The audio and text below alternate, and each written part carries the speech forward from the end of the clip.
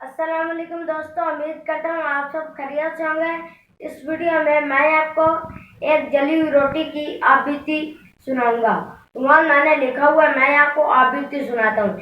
एक दफ़ा एक जली हुई रोटी अपनी आपबीती यूँ बताती है कि मैं गेहूँ की फसल का एक छोटा सा टुकड़ा थी।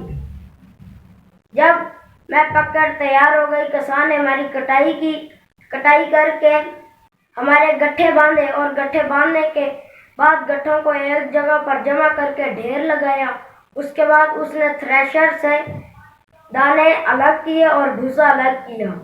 उसके बाद हमें बोरों में डालकर होलसेल की दुकानों पर लाकर बेच दिया। एक दिन होलसेल वाली दुकान पर हमें बेच दिया और एक दिन दुकानदार आया होलसेल वाले के पास और उसने मुझे खरीदा और चक्की पर चला गया। चक्की पर उसने हमारी पिसवाई की और उसके बाद हमें दुकान पर ला के रख दिया। एक ग्राहक आया, उसने मुझे खरीदा और घर ले गया। सुबह वो उठा और उसने मुझे गूंदा। गूंदने के बाद थोड़ी देर रख दिया। उसके बाद उसने मुझे एक पेड़े की शक्ल दे दी। उसके बाद उसने मुझे एक रोटी की शक्ल दे दी और एक गरम तवे पर मुझे डाल दिया। उसने मुझे गरम तवे पर डालकर मेरी तरफ तवज्जो ना की, जिससे मैं जल गई।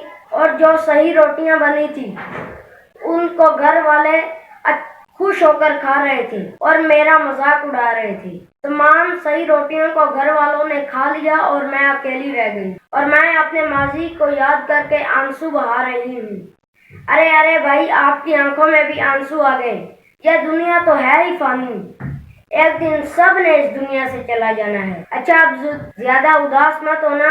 एक ऐसा नेक काम करे जिससे आपको बाद में पछतावा ना हो। खुदा हाफिज।